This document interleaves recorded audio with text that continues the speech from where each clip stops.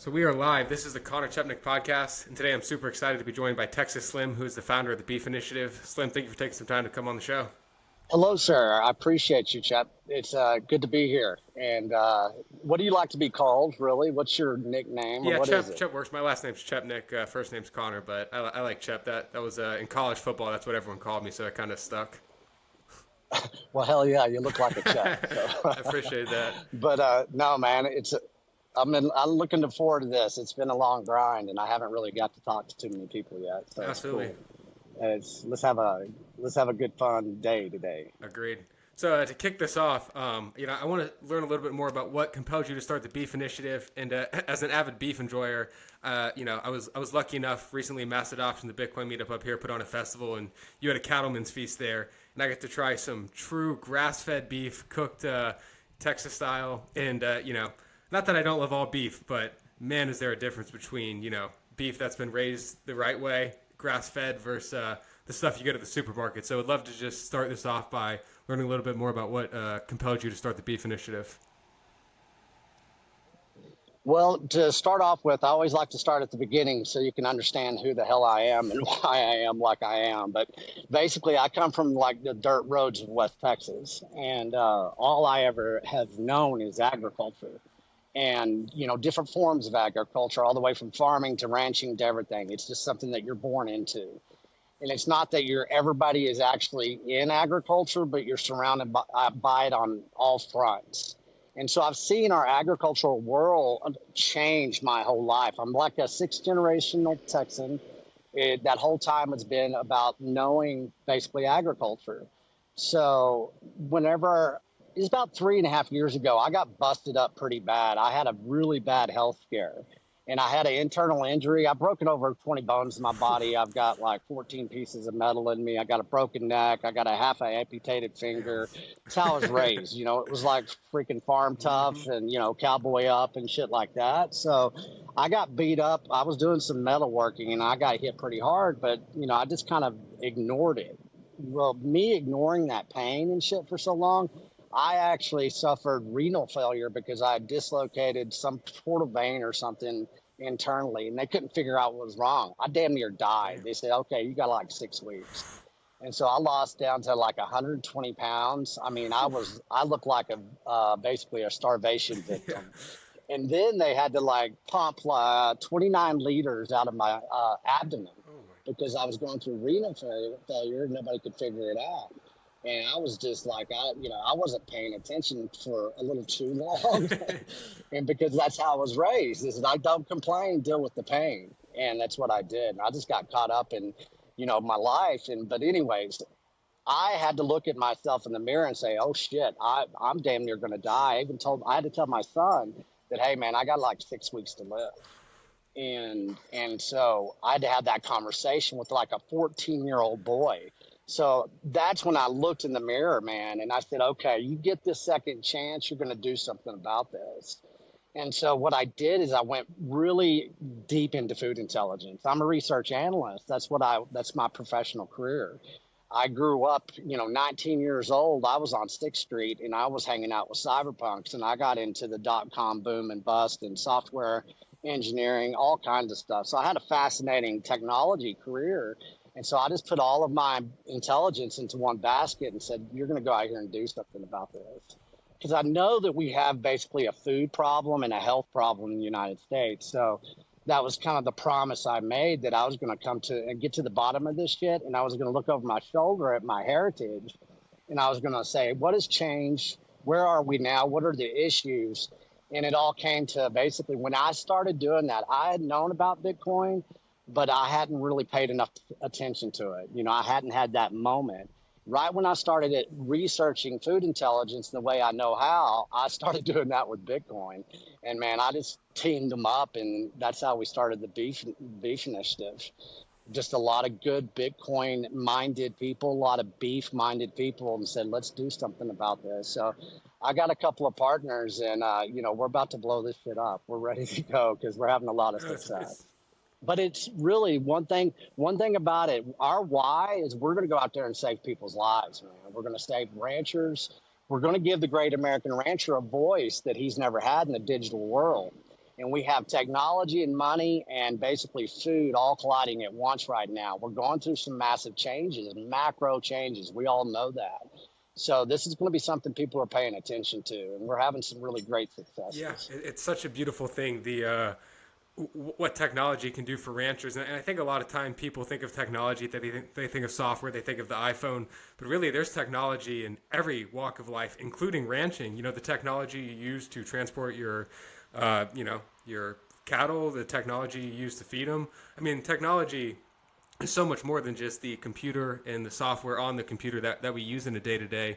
And I'd love to hear you speak to a little bit how your past role, working with technologies helped you when you were starting the Beef Initiative. And there's such a beautiful similarity between the way Bitcoin can kind of decentralize finance and decentralize, all the power from these central banks into the sovereign individual. And I feel like what you're doing at the Beef Initiative is doing a lot of the same things with these processors and these ranchers, and actually taking the power away from, the central bank or the mega corporation that sells us all our beef, and actually giving it back down to the sovereign individual, the sovereign rancher. Yeah. And that's kind of what I was able to do because, to get to start this journey I had to go through some suffering. Whenever you go through suffering, you look at things differently, and people think that food is a convenience. Food is not convenience. Food is survival. And this is what they've taken away from our mindset as a society. And I knew that. And you ask about my technology career, I started out in networking was the very first thing I started doing. And so I went out and, I would go and cowboy up in the mountains of the Southern Rockies. Then I'd go back to Austin to work a 6-month contract building networks. And so I wasn't that good at it, but I was pretty good at understanding it. So I could speak to it and I could manage the projects and stuff. I wasn't the computer nerd. I knew too many people in technology, and I dove in and I never even went to university. I taught myself technology, and I used to go to the University of Texas and just go sit in on classes.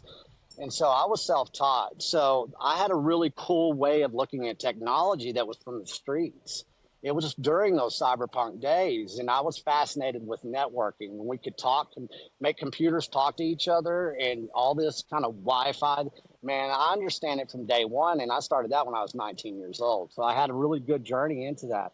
So looking at networking and how we have centralized the internet in such a way that is such a capture, I know the base layer of the internet. I know the layers that we network on. I know that we used to not buy shoes on the internet. People were terrified of it. So in my technology career, I was with a startup, and I'll let everybody do their own research on this one. But what we did is the guys started this software company in Austin, Texas, in an apartment. It was for $1,500 is what they started the company with. And they started innovating. And what they did is they basically changed the day trading environment forever. And what they did is they created a peer-to-peer trading system that you could trade from your computer all the way to the ECNs in Wall Street. And this had never been done before. And so I was part of that team. I wasn't the early on, but I was right in a great position. And so I learned a lot about innovation of software engineering. It was during the online software days. And so we were very massively successful. Charles Schwab bought us out for $500 million in 1999. So that's a lot of money back then. And you look at Charles Schwab now and you see how they innovated. So that's how I'm forming the Beef Initiative, the same way we did with that company. And so there's a lot that I lend into. So by knowing networking, finding Bitcoin, understanding decentralization, centralization, the internet the way I know it, with my research skills, that it ended up in telecommunications. And so I used to work in the labs of the telecommunications industry. And so I had access to a lot of information. And so that was during innovative times that they were looking at data and getting into your household and dividing up your family, getting everybody in separate rooms. And they were doing all kinds of behavioral studies. And they were going into the living room. How can we get Johnny in his room? How can we get Jill? And this was during the time of broadband being expanded, smartphones coming online, 3 devices to a home went to 10 overnight. And all of a sudden, here we are. We had data. And so I was part of that kind of the early adopting, understanding what data was going to be used for and how they're basically using it now. So I became a Bitcoiner overnight once I paid attention to it. I had no problem saying, hell yes, let's get busy. And so what I did was my understanding of Bitcoin, my grandfather basically was decentralized the way he raised his community. He had a party line system, peer to peer. He talked to people. He went up, they shook his hand. He used to drive a couple of 100 miles just to come talk to my granddad. And it was basically a relationship building, a community building. He fed his family, then he fed his community. He did it through agricultural with the soil. So, I mean, he was regenerative. He never understood the debt economy day one. He never understood, or he couldn't even pronounce the word chemical. The most that he'd ever pronounced was seven dust. That's the worst he ever did to any plant was seven dust. And so that's where I come from. You know, that's the seed of who I am. So I just threw it all in my basket and said, let's get going, man. It's time to get smart about this. Yeah, that's awesome. I think a lot of times, people are looking to get these credential degrees, or they're looking to hire people who have X, Y, and Z. And I think it can almost be a detriment having too many credentials or thinking there's only one way to do something. And just from hearing your story, the way you kind of brought an unorthodox approach to the field you were working in, and it sounds like you had an open mind and you were willing to learn, and in doing so, clearly you guys were massively successful. So I think that lesson can apply to almost any field. And while I'm not saying all higher education is bad, I think a lot of times people get into this mindset that there's only one way to do something, and they miss so much. I mean, think of all these PhD economists who missed inflation, who said inflation was transitory, who constantly bash on Bitcoin, not realizing that this thing is going to completely change the way that humans interact with each other. Hey, where are all the 2 million MBAs that just graduated since 2008 with all that free money that they got those educations with? Where's all the innovation behind those MBAs? Where is it? Yeah. And it's not making fun of anybody, but man, that was a big capture in education. I'm sorry, it was. You had young people waking up with $70,000 in their bank account, and now they're in debt and they don't know what to do in their life because there was no innovation behind that education. It's not talking about the people that get educated. It's the education system itself is a bunch of bullshit at this point in time. Yeah, absolutely. They don't teach you about what you need to know. They don't teach you how to do your taxes. They don't teach you, financial literacy. And society is constantly pushing, hey, you need to go to college. You need to get a 4-year degree. There's very few people who are actually saying, step back. Why don't you learn a trade? Or, are you sure you want to take on this money? What are you going to go study? Is it going to be worthwhile when you get out? And then they take away zero interest rate policy, and a lot of people are like, oh shit, I got to pay back these loans. This is not what I signed up for. But they promised me. But they said, what's going on here? Where's the accountability? We have no accountability in education. We have no accountability in money. We have no accountability in agriculture, food. It's all symbiotic. That's what, you have to understand. The linear thing that's going on is linear. It's off across all industry, across the world right now. And that's what I've been doing is traveling. And there's a global industrial food shift occurring right under our freaking eyeballs. And people don't know how to identify that. So that's why I've been traveling. That's why I went on basically 2 hemispheres. I've been on 3 continents. I went last 2 years, as you and I were talking before the show started, I've driven over 150,000 miles across the United States of America. I know what this country looks like. It doesn't look good. And that's not a judgment. That is an observation. And that's what I'm trying to get people to wake up to. It's like, hey, man, the United States of America is a food desert right now. It is. In the inner cities, it is. In small town America, rural America, there is no good food left unless we start creating new market access between the producers and the consumers, and we quit going to the multinational supermarkets and the systems. Nothing's going to change, and people will end up and they will not have market access to good nutritional food. This will unfold. This has happened before, and it's happening right now. And that's not being a doomer. That's saying, hey, we can innovate through all of this. Let's start collaborating. Let's start really building. And we have the understanding, especially the Bitcoiners, we have a base layer of value here that we know what we're starting with. So let's get busy. Yeah. Bring food along, bring Bitcoin along with beef along with Bitcoin, man. It's value for value. Yeah, it's so important nowadays. And you're right. I mean, we have cash, and obviously you can transact with cash, but that cash still gets devalued by the central banks printing money. But now that we have this base layer, and I think one of the points you made is it's like ranchers want to, help other people, and people who might be working in another field, I'm sure, want quality beef. But I feel like we've just been conditioned for so long to, like you said, not look at food as like this important thing we need for survival. It's just something that we have abundance of. And, you look at the FDA food chart and it's absolutely ridiculous. It says carbs are like the number one thing you need and red meat's bad for you. I mean, my alma mater, Tufts, the whatever health plate, they came out with a study that basically said that Lucky Charms was better than eggs and butter and ground beef. And the healthiest thing on it was watermelon. And I got no qualms with watermelon. Watermelon's fine. But you're telling me something that is like 90% water is the healthiest, most nutritious food you can eat. So it's just like these asinine studies. And, whenever like I get into, I guess, an argument about this with someone, I'm like, look, maybe it's anecdotal evidence, but I can't tell you how many people I see on Twitter who are absolutely jacked, who just consume pretty much protein, red meat, eggs, butter, and they avoid the seed oils, they avoid all this processed crap, they avoid breads, and they are absolutely ripped. So they must be doing something right, because I don't see anyone eating Lucky Charms and who's in great shape.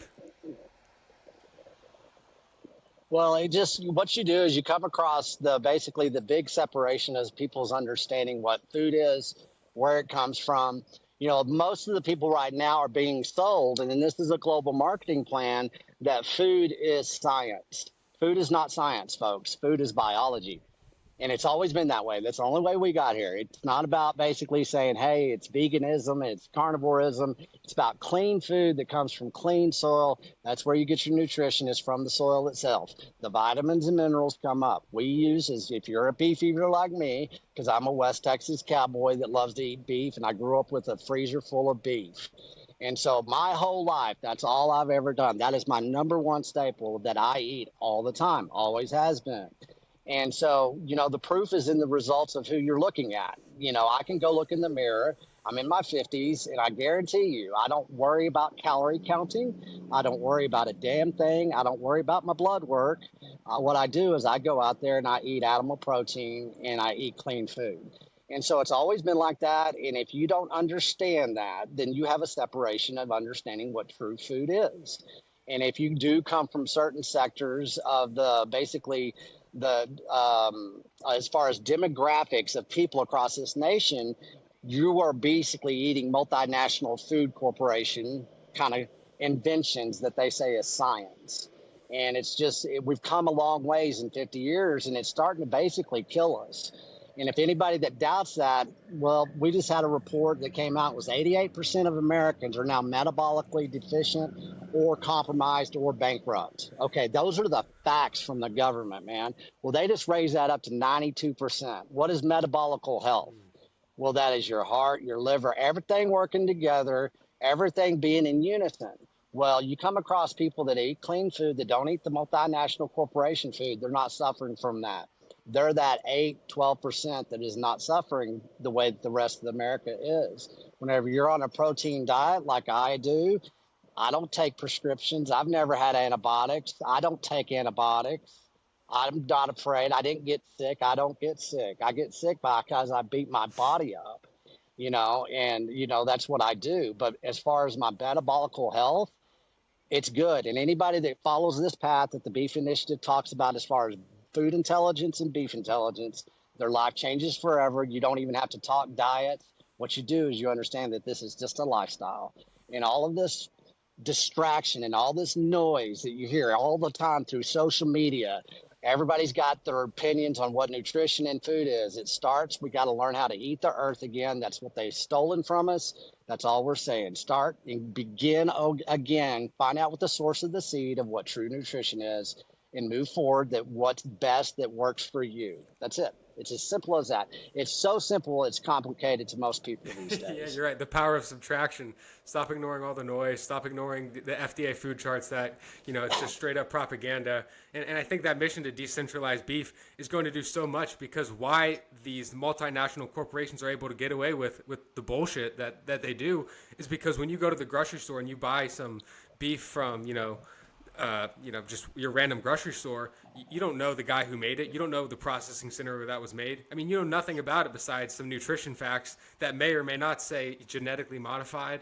And it's because it's so obfuscated away from the end consumer who has not been educated on the importance of these things that, they don't think twice about it. But I bet if, more people knew how just disgusting factory farming is. I read a book called Eating Animals by the guy who wrote it's a vegan, and I'm by no means a vegan, but it was so interesting to hear his perspective, because the biggest takeaway from that book is how absolutely disgusting and inhumane factory farming is. I mean, it's one of the biggest atrocities that going on this planet.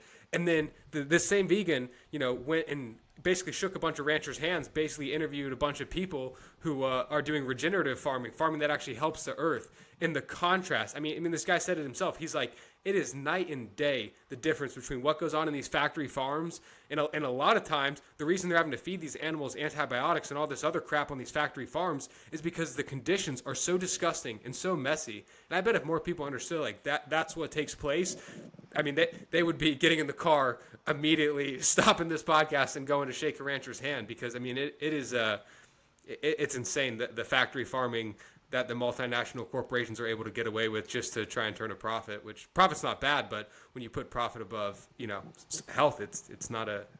Well, no, I mean, we live in a capitalistic society, or we hope we do, but when you look at the cattle industry, and this is what the Beef Initiative brings, it brings perspective, okay? And so many people don't understand what the cattle industry is, how many facets of the cattle industry there is out there, because they're basically not given market access to understanding. That's all the way into basically, as you say, factory farming. And one thing that we, the Beef Initiative, always want everybody to know is the Beef Initiative is here, is to give the great American rancher a voice. It's not a judgment on any of the producers and ranchers out there. That happens too much. We are doing a collaboration. We understand everything there is about the commodity side of the cattle industry. We understand everything there is about the regenerative. And there's so many good things happening all the way across that what we do is we in the Beef Initiative are right here in the middle. And so whenever you say factory farming and you say basically the feed yards, well, let's put that in perspective. The only reason that is happening, and this is some of the ignorance from the general consumer, is because our consumer demand is accepting of it. And that's it. It's as simple as that.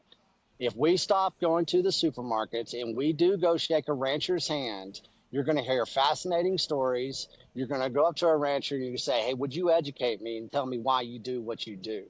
And he's going to educate you, and you're going to go down a rabbit hole, a journey into a food intelligence that you never knew existed, because that's what they cover up.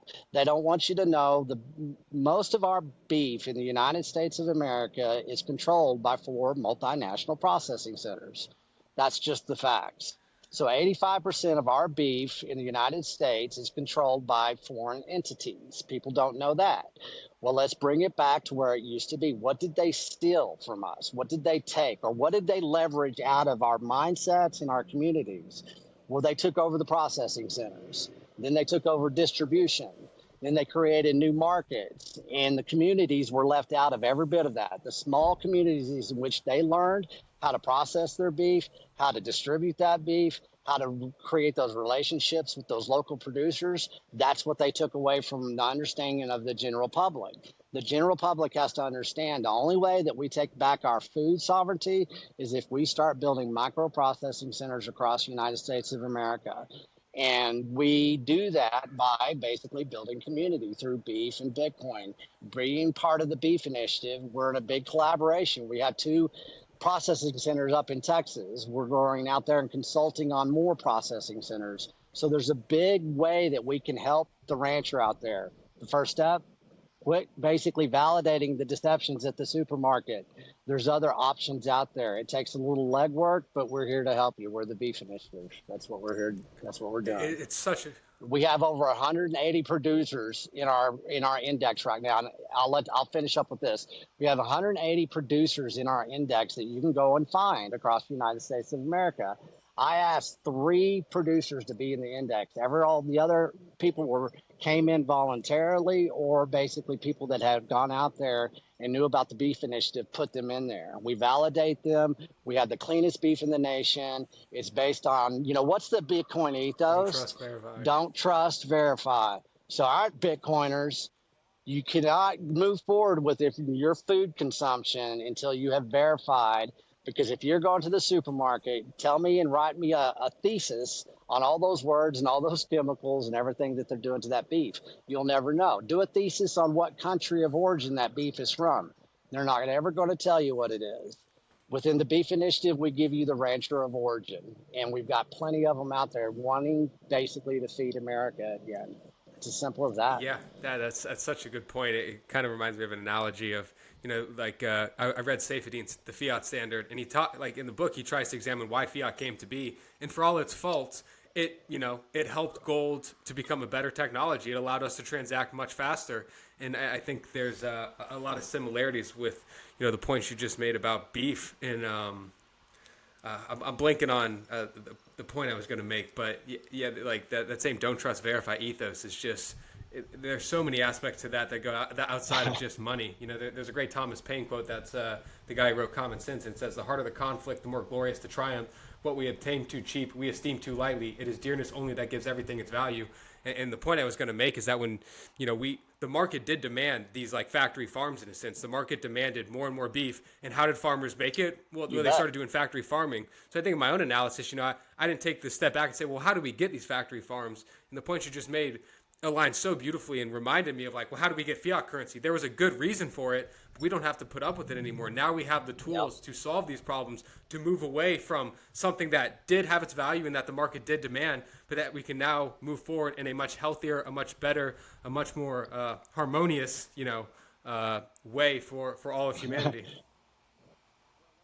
Well, let me interject here. This is the fun part about knowing me and Texas Slim coming from West Texas, and this is where I get to be kind of truthful and stern and honest and kind of a smart ass. But, when it comes to cows and it comes to cattle, I've never known a cow that didn't love grass. And so we have to, once again, perspective.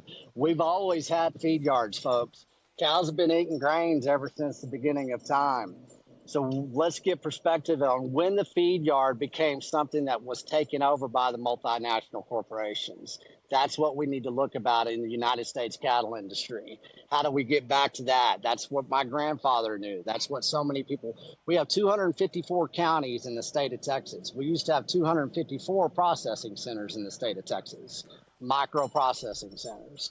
So we've done it the right way. That's what they took from us. That's the intelligence that they took from our societies.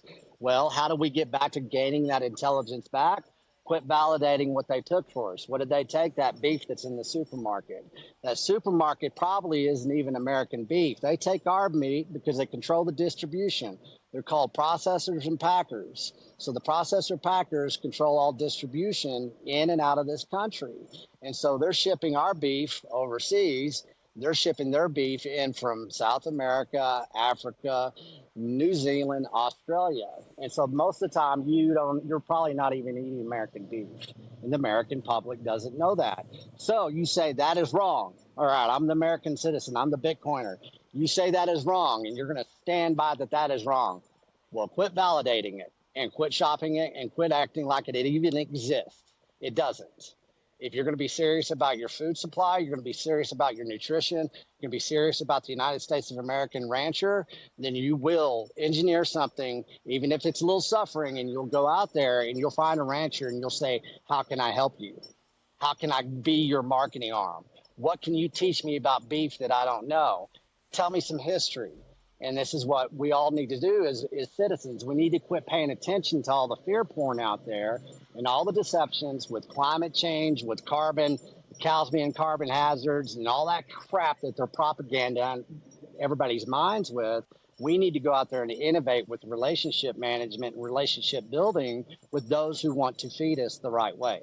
It's as simple as that. If we do that, we can create a whole new industry right now while everything else is kind of collapsing. we can actually innovate through the prohibition. And that's what I want everybody to hear, because that's really what I'm going to really start yelling from the mountaintop moving forward. We've got everything in place. We sold over $1 million worth of beef last year without even trying. Well, we're going to start trying now. And I'm going to be the biggest beef LARPer out there across this planet, selling as much beef as I can, because if I'm selling beef, that means ranchers are making money. That's as simple as that. It really is so beautiful. And just because, I mean, for my own education, I need to go and shake more ranchers' hand and learn. But what is the difference between like a grass-fed cow who eats, some occasional feed versus, a cow that's at one of these multinational corporations who probably doesn't even see grass during its life? Well, most of them always do see grass. A lot of times what you'll have in the multinational system is that you'll have a cow-calf operator. What they'll do is they raise the cow from grass. They're good cattle, but once they have to sell them at auction, what happens whenever it happens at that auction house is that that's a crossroad for the cow. And sometimes it might go into a better market. It's an auction. That's what they are. But a lot of times now the auctions are controlled by the multi-processing centers. They get in there and they basically can manipulate prices. They can look at it. Beef trading goes on like the stock market. It is, has basically, it is a commodity, man. It is something that is traded. Most of beef that is basically bought and sold in the United States is done behind a computer across this globe. And so people need to understand what you're dealing with whenever you're comparing and you're contrasting what you're talking about in the beef industry. So if you lose a cow that's going to go into the multinational system, where their protocol of feed and input as far as what they're eating is going to change.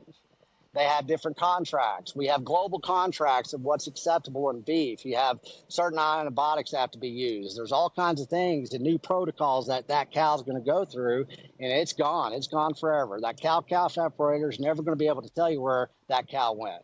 Okay, well, a different system is what we have, and how it used to be. That cow-calf operator basically says, hey, I'm going to take this calf all the way to somebody's table. And so what they do is they have basically developed a e-commerce system or a relationship with people in their community, and they sell their beef that way. So there's so many different protocols and different ways that you can raise the cow, finish the cow, but being basically grass-fed, grass-finished, that is a big protocol that's very popular right now, and it's a fantastic way to treat the cow for its whole life.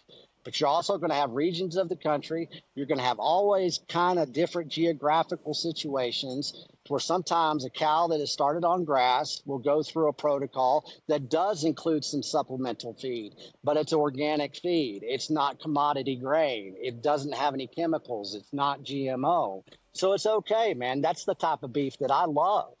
I love that type of beef that is finished off in grain. It gives a better taste profile. And so a lot of people get in the argument that grass finish is going to be better with omega-3s.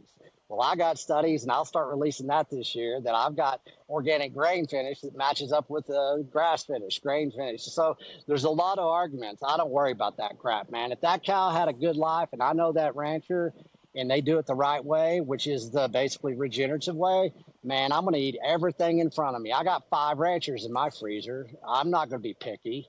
And that's how everybody needs to start looking at this, man. It's just a wealth of abundance out there that you can go and establish such strong food intelligence in the time that this global industrial food shift is happening. Don't be narrowed in and focused on one protocol of the cow as far as inputs.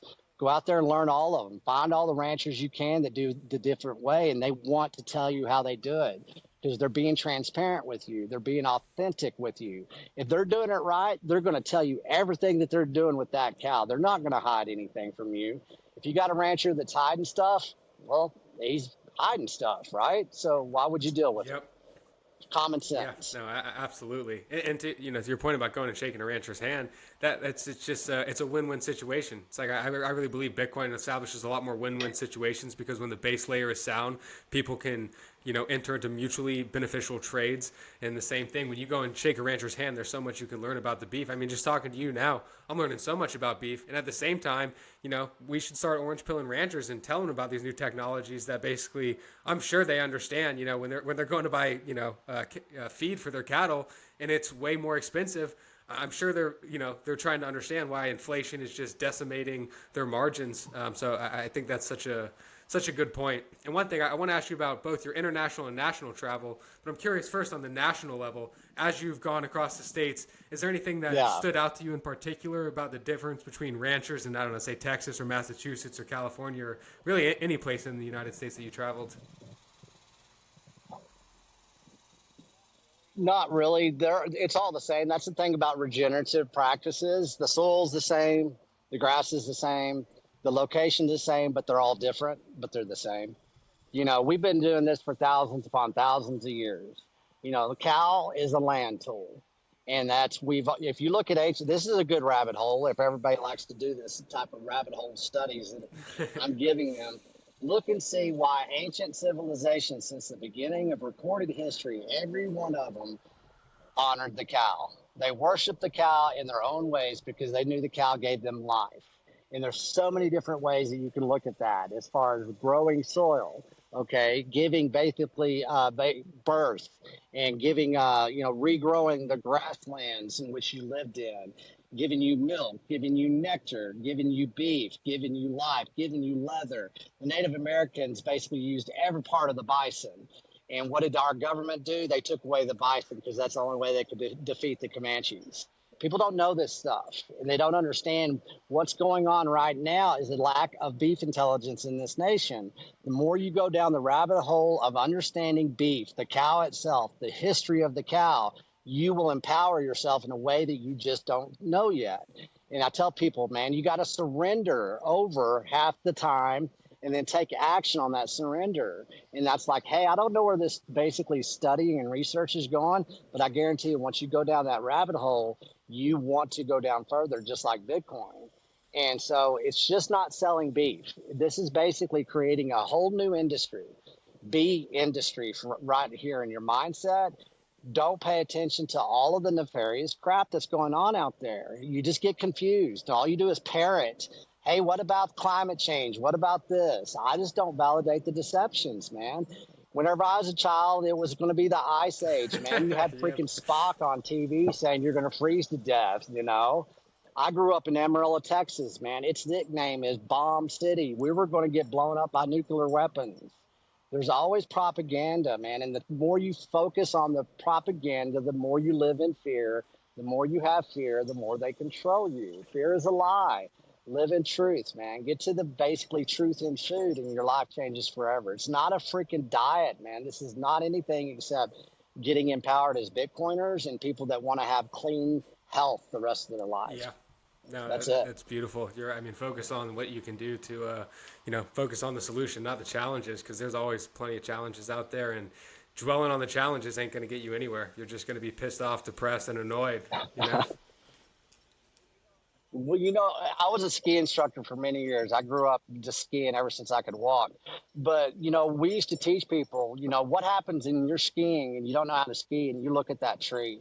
What's going to happen? Go right into it. You're going to run into that damn tree. You're going to run right into it. You can look like that and you're going towards that tree, and that's what happens when people are looking at the fear and the lies. And that's what's going to happen. It's basically a form of manifestation, man. If you're that worried all the time, you're going to, you're glued to it. You are now symbiotic with that fear. People don't understand, we have nutritional starvation going on in certain ways. We have too many chemicals. People, like I said, people think food should be convenient. Hell no, man. The convenience has killed our nation in so many different ways. They've made food so cheap to make, but so profitable. I mean, why is it every small town across the United States of America, every one of them have basically a Dollar General, a convenience store, and maybe a Walmart within 30 to 40 miles? Think about that. That's what's feeding that community.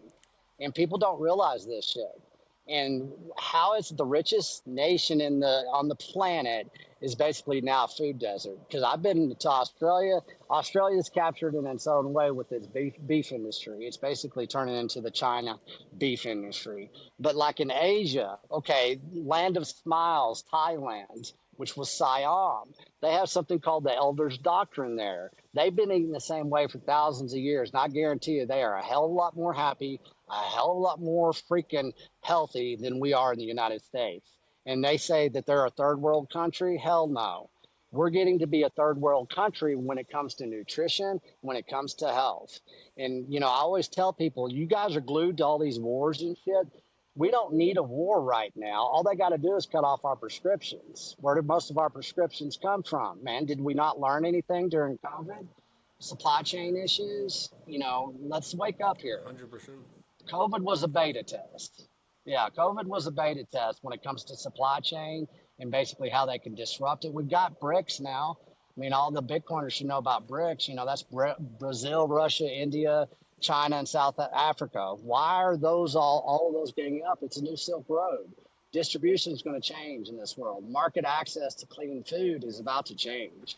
Yeah, it is. And I think it's even, when you look at these food deserts, it's extra insidious because then the people are eating this crap and they have brain fog from it. They don't take the extra step to think, what's going wrong. It's just kind of like, it's like a doom loop. It kind of compounds in on itself. And it's so important to take a step back. And if you look throughout, like, what have humans eaten for all time? Like you said, the cow. I mean, it's not rocket science. It's just common sense. And I think another thing that I've been trying recently is fasting, because I watched Russell Okung, who was an NFL lineman, go for 40 days without food. Now, I mean, I'm not doing 40 days, but I'm on day 2 of a 7-day fast. And the reason I think it kind of speaks to your point about food being convenience. Food is not convenience. Food is survival. We will die without food, after a certain amount of days. But, being in day 2, I mean, the amount, I didn't realize how much I thought about food and how much I craved food. And how taking a step back, it's crazy. It's like you get these moments of clarity, but then you also get these, flashes of just exhaustion. And I mean, I'm only 2 days in, so I'm looking forward to more of the process. But I'll say just following Russell Okung's fast, I mean, it's been amazing to see his writing and how he's thought about it and the lessons he's been able to learn from taking a step back. It's like the power of subtraction, removing things from your diet, removing all the noise, removing all the propaganda, and just how much healthier and better you'll feel about yourself if you do that. Yeah, and that's a great thing. I've been fasting ever since I was a teenager when I drove my ass to Austin and I had $125 in my pocket. And that's a fascinating story within itself. But I fell into some people that were cool, world travelers at a young age. And I've been a freaking gypsy my whole life, traveling around the world. I've had wanderlust ever since I was a child. So I learned a lot about fasting, and I've been doing it. I've been pretty lucky with food all the way across the globe. I've never had major issues with it. But, going back to that, in your fast, talk to me after your 3rd day and see how you feel. You'll get this new, basically, energy. What you're doing is you're going to get into keto and all that kind of stuff. You're burning off excess fuel that's just stored in certain ways, and your brain's going to get clear. You're going to flush out your system. You're not going to starve to death. We can last for a long damn time, man. And that's what people don't understand. Once again, what they suffer through. But right now, they're looking at food is basically a gateway drug. That's all it is. And it really is, because what it is, it's acting like a drug now. And if you get somebody that's really into eating a lot of processed food and you shut them off of that processed food, they're going to go through the same basically symptoms an alcoholic does whenever they're detoxing, when they quit drinking. It's hell. It's scary. It's stuff that they don't understand. And that's where food is gotten. That's why people eat every 4 hours. That's why you're always thinking about food. That is the chemical addiction. There's a lot of things going on in that food package that you bought that says heart healthy. There's a lot of shit that's going in on that with the labeling, with the ingredients itself. And it's acting like a drug. We have, I think, over 92 things that are now sugar that they don't really have to tell you about. In October of 2021, the FDA won basically a lawsuit under the Gross rule, generally recognized as safe, that they could inject 2,000 new chemicals into the food system in 2022, and they don't have to tell you what they are because they're safe, generally recognized as safe.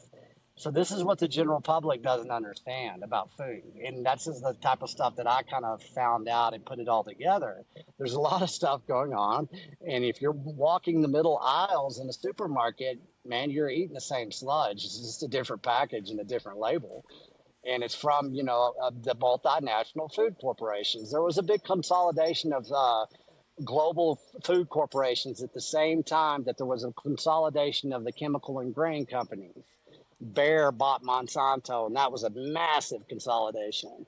And then you had all these food companies that consolidated at the same time. Well, they got their marching orders for all this fake meat, all this technology that they're going to do, all these fake commodities. They're taking away animal protein, basically the global industrial food shift that I'm talking about, man. They've got about a 6-year head start on people's understanding what's unfolding. And people will wake up to this, or they won't. They'll just keep on consuming. And, we'll see where that takes them. The medical, pharmaceutical, agricultural complex is real, and they all work in unison. Oh, yeah. I mean, it's so real. I had a baby in January, or my partner had a baby, I should say. And just going through that process, I think one of the things that, outside of just going down the Bitcoin rabbit hole, one of the things that opened my eyes the most was looking at the difference between breastfeeding and formula. And like one of the first ingredients in formula is seed oil. And I mean, it honestly like deeply saddens me that we're telling mothers a lot of times like, hey, no, it's actually healthier to feed your baby formula, which is insane. You don't think the thing that, that your body naturally produces for your child, you think some chemicals are better than that? But then outside of that too, my partner decided to have a home birth, and I can't tell you how many people were trying to, oh, it's scary and it's risky and blah, blah, blah. And to your point, in the U.S., we're supposed to be the best nation. I mean, we are the best nation on the country. But if you look at a lot of these statistics, I think it's like a third of women who go to hospital births have C-sections, and nothing, I mean, respect to all mothers. But why is the most developed nation on the planet having one of the highest C-section rates? And then if you even mention the idea of home birth, a lot of people look at you. And I mean, our 6-month-old has not touched formula. We'll never touch formula. We're finally starting to give her some bone marrow, starting to give her some bananas, and she's really liking it. But she's been breastfed from the day she came into this world, and she's the healthiest little girl. I mean, you can I want all babies to be healthy, but it's like deeply disheartening and deeply saddening to see like people just so like to your point, they're so focused on the fear and the propaganda that they don't realize that humans have been having, the hospital and the way we do birth now is kind of a recent phenomenon. It's not the way it was always done. And same goes for our food and the way babies are fed. And yeah, it's so important to just take a step back and really think through these things from first principles. And I think people will find so much of the fear we've been fed, what you should be fearful of is the things they are telling you to go, do it this way. Yeah, exactly. It's the programming that we've come into, and people live a very interface surface level life. They look at digital screens most of the time, and and they don't know who's feeding them anything anymore. And that type of the type of formula that they sell, that's a commodity formula. It's subsidized. That's what I was talking about earlier. It's highly, highly profitable. They have so much money behind the food industry and marketing. The same people that basically marketed all of COVID and all of the vaccines are the same people that are about to unfold this marketing plan of food across this nation and across the world. I saw it in Australia, and I saw it leaking into Asia too. This is coming, and people will really be confused. And you get, this obesity, epidemic that we have in this nation. 78% of America is now obese. That's it. They're overweight, are on the way to obesity. 1 out of 2 of us is now diabetic. 2 out of 3 is right there, going along. How much does insulin cost for every individual? Insane amount in these things. What is it? It's $900 a month for every individual. Okay, you think that every individual pays for that insulin? No. So basically the health industry is reactionary. It's basically a maintenance program. It has nothing to do with health. It's basically how to keep you there and keep you part of the system. Same thing with, having C-sections. It is a procedure that insurance covers. There's nothing about that makes sense. And that's how they've compartmentalized the health industry. And I had doctors left and right that are part of the beef initiative. I hear all the horror stories and the reasons they're shifting out of this. And so it's just not me up here saying this. Whenever I talk about the ranchers, that's a collection of ranchers saying what I'm saying. So, there's options out there, there's solutions out there, but you can't be dependent on that interface surface level screen anymore. You've got to go out there and build some relationships. You meet a rancher, you're going to meet a doctor that's basically a family doctor. Seriously, that's how this stuff unfolds. And if you meet somebody that's basically a home doctor, a holistic doctor, a functional medicine doctor, a family doctor that's in a small community, I guarantee you're going to meet a rancher. They talk, they network, and they do it in a decentralized way. And so a lot of people don't even realize that whenever they think they're on the internet, they're not on the internet. They're in an index, and they're not seeing what they could be seeing. And that's, Bitcoiners above and beyond need to understand we're about on the fifth layer of the damn internet. Let's get back down to the base layer of communication here. Yeah. And that's peer to peer. And we've got the money. Let's go out there and build some relationships with the people that already know what decentralization is about. Yeah. No, it's so important. And, your point, I only learned this because my partner went down kind of the birth rabbit hole, but like how a C-section is a procedure, they give women Pitocin and then they give them an epidural, and those things do contradictory thing. One thing, causes them to relax and the other causes them to contract. So, their body's like reacting to these chemicals in kind of an insane way. That's just the procedure. And one of the things that you talked about in your Substack that I really resonated with is these people, whoever they is, they're trying to move to everything as a service. And that is the opposite of how you want to do things, because people who own stuff give a lot more of a shit. Are you going to treat your own home that you've lived in, that you've worked hard to maintain and look good, better, or are you going to treat an Airbnb that you're renting? Now, I'm not saying go and destroy all Airbnbs, but for anything in life, if you own something versus if you rent something, you're always going to take better care of the thing you own. So trying to transition to everything as a service is asinine, and it just makes it so less people give a shit when you should give a shit. You should give a shit about the food you eat. You should give a shit where you live. You should give a shit about anything you own in life. You're probably going to give a shit about, and if it's as a service, you're not going to care as much. No, and I've seen it as well. I saw it in Asia. I saw it in Australia. They're already way ahead. The digital world is here. The key fob world is here. You will own nothing and rent everything. It's moving forward at an extremely fast pace, and so it's just going to happen. It will unfold. You can't stop it. But what you can do is you can have a base layer of what's truly important, and that's that base layer of value of money and base layer of value of food. And what's really cool about this, and I don't get to talk about this enough, is like we just fed 500 orphans in Nigeria, and we have a Nigerian beef initiative. That's amazing. And not enough people are paying attention to this. No, that would never have happened. Think about this. What were we going to do? Send them Western Union to Nigeria, which has no monetary system right now? They don't have money. And so we're building where people can basically see it. So we're building, feeding children in Nigeria, but we're looking at South America. We're all over. We were in Australia. I did 9 events in Australia. We did 4 farm tours. We had 2 summits. We got up there. This is a global thing, folks. And it doesn't have to be, there are no borders here. And people need to quit thinking that there are borders. The borders are in their mind because they got it too compartmentalized. If you understand decentralization and you understand value for value, you understand land, you understand soil, you understand cows, you understand food, this life is going to be fascinating moving forward. We're going to give voices to ranchers that are in places that we would have never found without the Bitcoin network. And that's what's cool. We're going to start doing agritourism. We're going to open up ranches all across.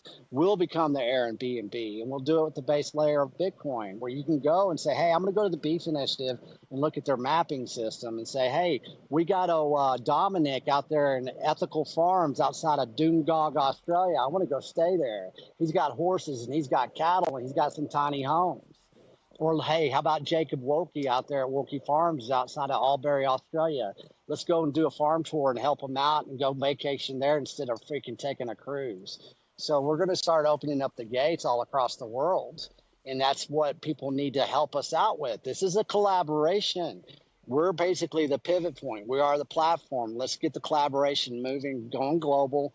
We're building out locally, but we're broadcasting globally. This is how we basically circumvent around all this stupid prohibition they're throwing in our face. Yeah, and listening to talk about getting back to the base layer of the internet, I think that's so important, the protocol. And I think a lot of people lose sight of that. I love Twitter and I like Instagram, but like when you're using these apps, you are being filtered through an algorithm and you're only being shown certain stuff. Now, who you follow and what you like does influence that algorithm, but you're still being shown stuff that a certain company is trying to promote to you for whatever reason. And one of the things that has me so excited for the future is nostr. And I've had a chat with this about other people, but when I was thinking about nostr, for those who don't know, it stands for Notes and Other Stuff Transmitted by Relay. And the way the network architecture works is anyone can spin up a server. So you can't go and spin up a Twitter server. You can't go and spin up an Instagram server. You can't spin up your Gmail server. I mean, you can spin up an email server, but SMTP is so convoluted now because of all these big companies. But on nostr, you have one. Yeah. Anyone can spin up a server, and it basically takes this, what we're in now is a smart server, dumb client environment. So we get out our client, our iPhone, and we call the Twitter servers, and Twitter has all that data, or Instagram has all that data, and nostr flips that on its head. So you have a private key, and you can log into any client that uses a nostr protocol with that private key. And what got me so excited about this is like, well, I was thinking a company could spin up a relay, a server, and then they could broadcast, hey, these are the PRs. And I was thinking about it from like a software tech perspective. These are the pull requests we need for our application. The developer who does them will go ahead and pay you sats, and you can just do it straight through the nostr protocol. You can zap them sats. But I mean, to your point about the beef initiative, well, we could do the same thing. If we convince enough ranchers to get on nostr, and then they can start putting their stuff out there. And, if you shake in that rancher's hands, well, you're going to follow that MPub. You're going to follow that public key. And then the next time that rancher says, hey, you want to come and stay at my place, or if they have an Airbnb, or if they just give them lessons, or if they're just doing a petting farm, or if they're selling beef, whatever it is, well, now on nostr, that rancher can offer that good in service. Someone can zap them. On that zap, they can leave a little note that says, hey, I want your ribeyes, or I want your fillets, or I want your New York strip. And then they can go there and get it. And it basically cuts out that middleman. It removes that party that's trying to show you an ad or get your perspective to shift based on an algorithm, and just empowers both the rancher and the consumer, because now you have peer to you're interacting on the protocol level. It doesn't matter what client you're using. If he puts that out, that's going to get transmitted on relays, and if you're following that public key, you're going to get that notification, and you can send him value straight from the protocol. No app, no nothing on top. Well, I guess the client you're using, but you can use any client. Yeah. Well, and it's great theory, and I came up during the .com, and I believe everything you just said, and I support, and I am 100% on board with everything you just said. One thing that we've got to put in perspective, though, is that's adoption, and that's basically education, and that's basically getting there. We were terrified to put our damn credit card information on the internet. It was a fascinating thing to watch human behavior unfold. Amazon basically almost wasn't even allowed to happen. There was no value there. Now everybody basically buys everything from Amazon. So we've got a period of time. We're going to get there, and nostr is a great protocol. It's a great little network. Everything's working as it should. And, there's so much that's going to happen. But what we have to do first, before we start pitching technology, we have to do relationship building first and foremost with those ranchers that we have all these great ideas that we want to just talk Yep. until we can't talk no more about technology to a rancher. Now, the rancher ain't going to listen to shit you say until you develop a relationship, until you look him in the eyes and you say who you are and what are your intentions. And then you're going to buy some beef from him. And then you're going to come back and buy more beef. And then you're not even going to talk about Bitcoin yet, but you're going to buy more beef, and you're going to keep on getting educated, and you're going to tell everybody you know about that rancher, because you want him to survive and you want him to feed your children. And then when the time is right, then that's when you're going to talk about Bitcoin, because you've developed a relationship. And everything else like that, it flows into Bitcoin so easy, and it flows into all the other technologies that are available. We're not used car salesmen, and that's just something I'm going to start telling all the Bitcoiners, because that's what basically we cannot be to the ranchers. And we need to remember this. I saw it during the .com boom, man. I saw this wonderful technology just unfold in real time. There was nobody there to use it. Nobody understood it. So there it goes. It went to the closet, and, it was gobbled up by some of the big corporations, and nobody's ever seen anything. Whenever I was in telecommunications, man, they have at least 15 fascinating new forms of technology just on the shelf that they can pull off at any given time.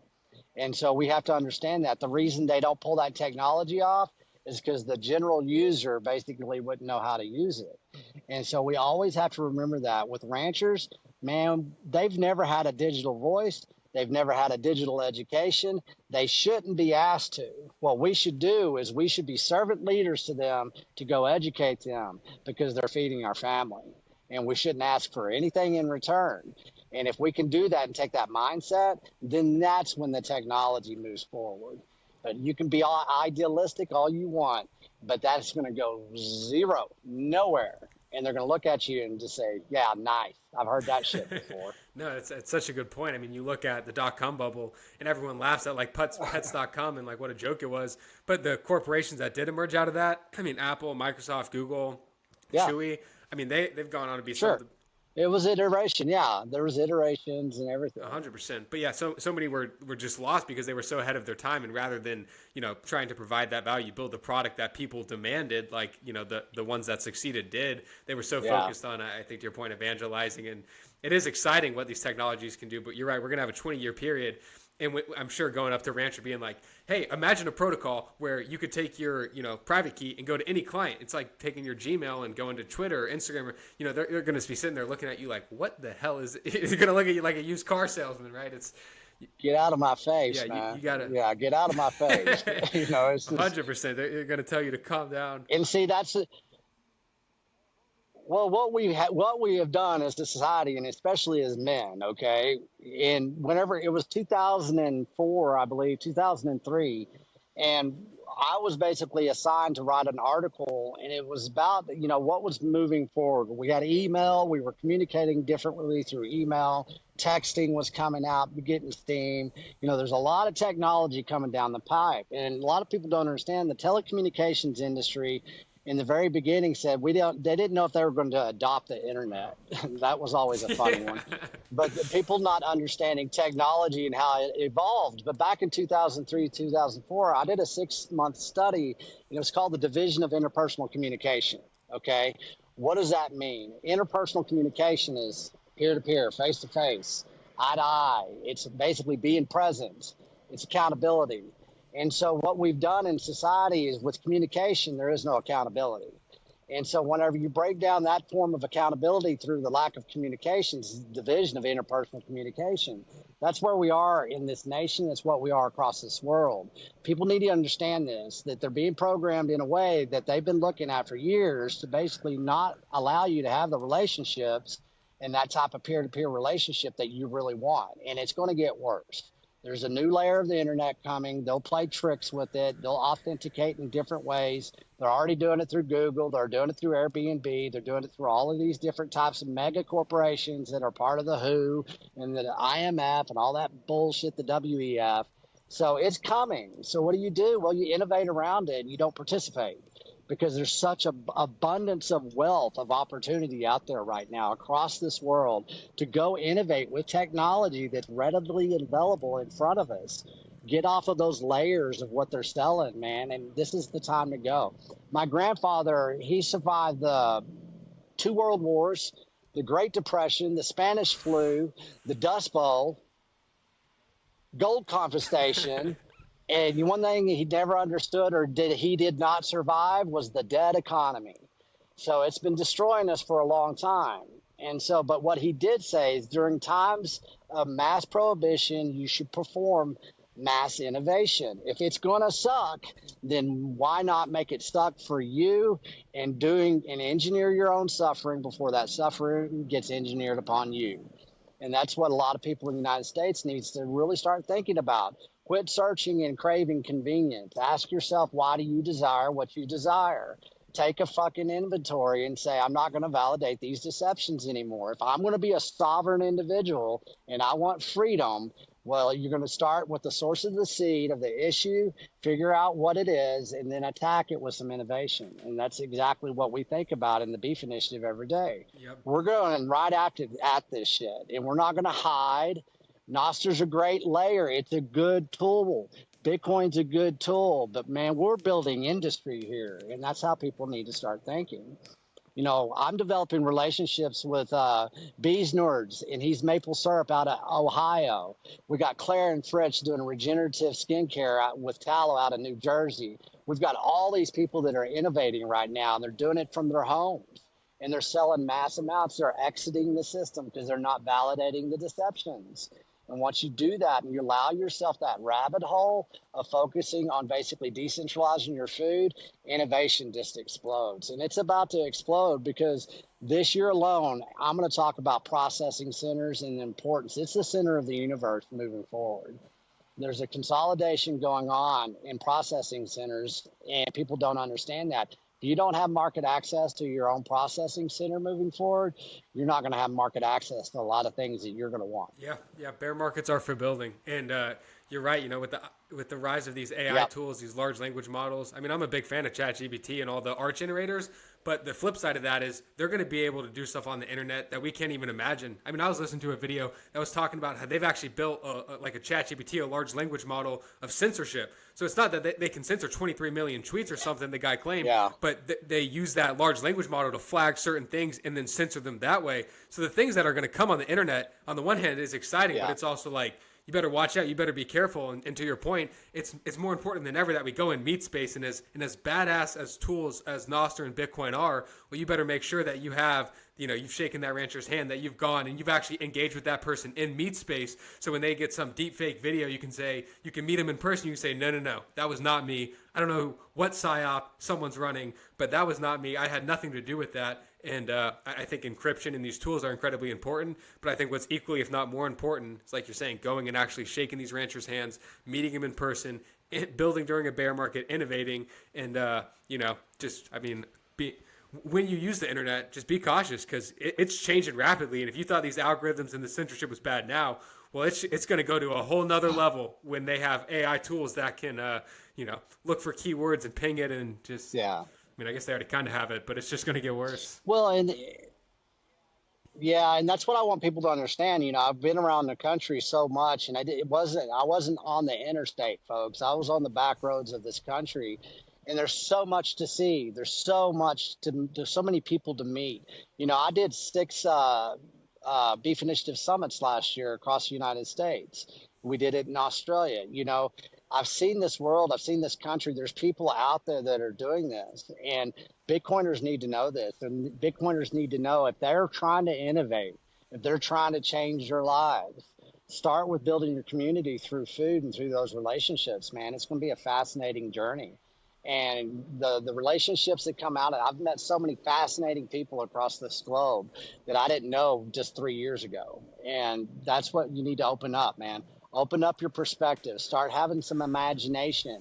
You can't have imagination. Well, you can have imagination when you're basically circle jerking to all the fear porn, but that's in the wrong direction. You need to have imagination of what's possible in the abundance, and people need to lose the poverty mindset. There's abundance of wealth out there, and you fly across this planet, you fly across this country, you look down over all this land that's not being used. I tell everybody, I said, we need to 10x the global population of regenerative cattle.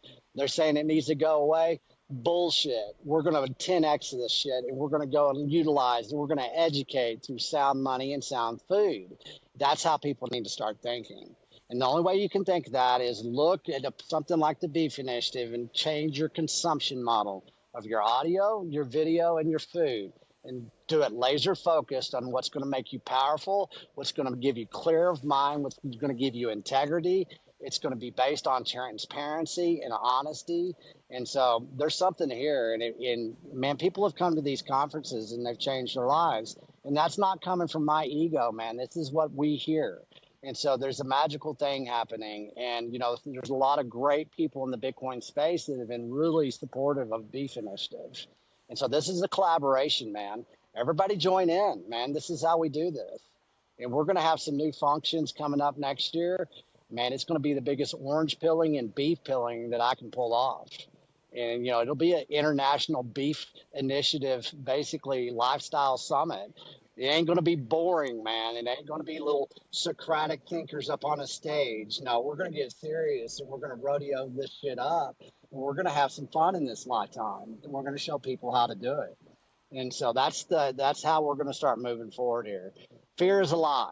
And so we're not going to validate it anymore. I love that so much. And I can say one of the best things I ever did was go to a Bitcoin meetup in person. Because it was one thing scrolling Bitcoin Twitter, but actually going to that meetup in person and meeting fellow people who want to trade, who want to innovate, who want to support you. I mean, it just like it 10x my happiness. And then you also go down all these other rabbit holes, health rabbit holes, beef rabbit holes. I mean, you name it. You know, when you start talking with people and you realize they see the world in a lot of the same ways you do. They see these issues. They are pissed off about these issues. But if you're spending all your time looking at an algorithm that's filtering you something, well, you're never going to get those in-person interactions. You're never going to have that hope, that positivity, that happiness, because you're so consumed by a lie, like you said. You know, you're not looking at the real world. You're looking at bullshit. Yeah, and it's just what we do is we only lead with facts in the Beef Initiative. We're not out there LARPing about seed oils just to get attention and get likes. You know, the Beef Initiative is not a freaking marketing plan. But it's fascinating, their perspectives when they approach the Beef Initiative, and you try to explain it, they think it's like it's a marketing plan, that they're suspects. I had a rancher online on Twitter, social media, the Division of Interpersonal Communication. He's a Kansas rancher, and he goes, yeah, I seen the Beef Initiative, and, I've been suspicious. And so I said, well, okay, well, give me the evidence of what you're suspicious of. It says, usually I find out, and this is what I tweeted, if you're suspicious, that means you're suspect. And so he's suspect of something because he's, suspicious. And so you have to come across a perspective of this country right now. There's a lot of people that don't understand that leading with truth is the most powerful thing that you can do, but it's also going to be the most suspicious thing that people look at you. They don't know how to identify truth anymore because they're paying attention to all the lies too much. And that's why we're going to lead with a lot of freaking integrity. Integrity means something. And I think there's a couple generations of men out there. It's not a judgment. It's observation. They've never seen integrity up in their face before. And that's what we need to bring back. And integrity speaks for itself. If you've witnessed it, you don't have to talk about it. It's like the Tao.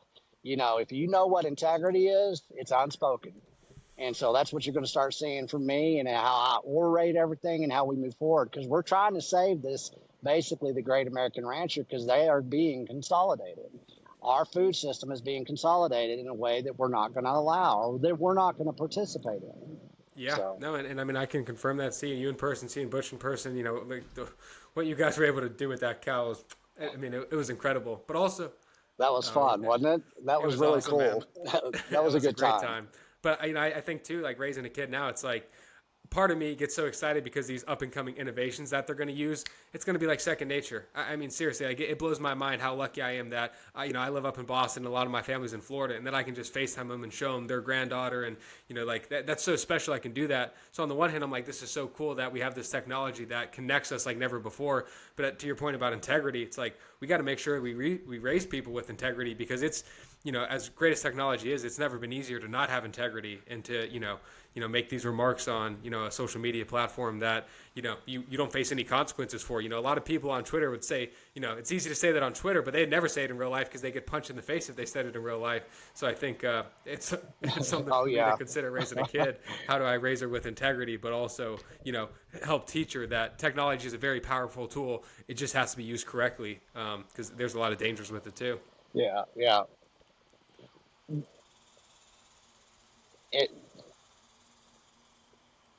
Internet's crapping out. I can hear you. You're coming through. There you go. Okay, you were a little bit. Okay, speaking of Boston, we were up there at MassAdoption, and that's just a shout out to all those guys, man. They did a fantastic job. Just the whole MassAdoption crew, and people opened up their houses. Greg opened up his house, for us, and Butch and I mean, it was his open door policy. This shit don't happen, man. This is how powerful this is. And we didn't know each other, but we talked to each other for months, and they put on a hell of an event. And a lot of people came into that event, and there's too many people to think. That's why, I hate having to name all these names, but just look at MassAdoption and go look at that. That's what you should be looking at. What happened at MassAdoption? What was it that you missed in Boston? The weather was beautiful. The people were badass. I mean, the Cattleman's Feast was full. There was education, new people. Big Cafe, how they're doing coffee out of El Salvador. It gives me ideas with beef. We sat there and talked. And, I got to meet Michelle Weekly. I mean, she's one of the smartest people out there on Twitter right now. She knows what the hell's going on with technology. she's been in this for a while. She's pretty smart person. So, that's who people need to pay attention to. And you meet these people in person. And, they had Anders up there, Toxic Happy Hour. He was there. Anders is the dude that I freaking orange pilled through. I was on eToro, man. That was my first leap into Bitcoin. And Anders was there, and I spotted him really fast. And so, I get to give him credit because I did. I just paid attention, and I went straight into Twitter, and then that's how I started learning. It's because of Anders. There's a lot of good people out there doing a lot of good things, and, a lot of good education. A lot of relationships are happening. So Boston did it well. I appreciate that. Yeah, Greg and Jeff have put together something special with Mass and I think I met them like a year and a half ago at the first. They really did. Yeah, I mean, like both those guys are such close friends. It's amazing to see the relationships you can form when you find someone who has that mutual connection and who kind of wants a better, more positive world.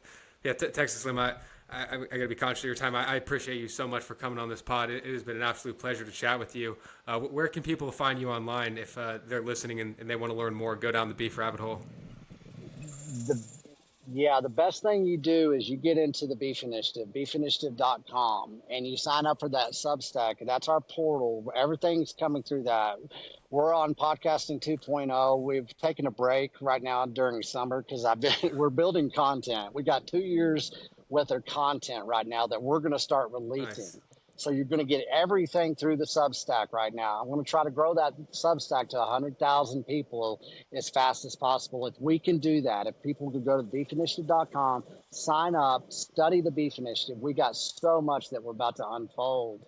So much content, so much education. We're partnered up with Unchained with our nonprofit. We're going to partner up with Unchained for education. We're partnered up with River. They've changed it from River Financial just to River. So we're really making some really cool partnerships. And we're just going to go through the Beef Initiative. That's how you're going to find everything that we're doing. So tell everybody you can about it, man. Buy a beef box. If you can't, go out and find a rancher and get their ass into the index.